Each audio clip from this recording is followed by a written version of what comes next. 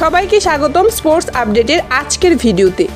বাংলাদেশের ঘূর্ণিফাদে প্রথম ওয়ানডেতে হাঁসফাঁস করেছিল ওয়েস্ট ইন্ডিজের ব্যাটাররা, আর তাই এবার সেই ঘূর্ণির জবাব দিতে ক্যারিবিয়ানরা উড়িয়ে আনছে স্পিনের পাল্টা অস্ত্র।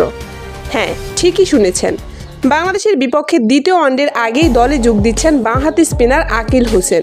আজ রাতেই ঢাকায় পৌঁছে যাবেন তিনি, তারপর সরাসরি ওয়ানডে দলের সঙ্গে যোগ দেবেন।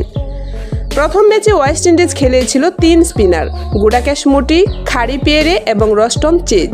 কিন্তু ফলাফল, বাংলাদেশের স্পিনারদের সামনে একেবারে অসহায় হয়ে পড়েছিল তারা। তাই এবার পরিস্থিতি পাল্টাতে অভিজ্ঞ স্পিনার আকিলকে নামাচ্ছে উইন্ডিজ। 32 বছর বয়সী এই বোলার 38 ওয়ানডেতে 57 উইকেট নিয়েছেন, ইকোনমি মাত্র 4.84। সবশেষ ওয়ানডে খেলেছেন 2023 সালে, তবে টি-20তে তিনি নিয়মিত মুখ।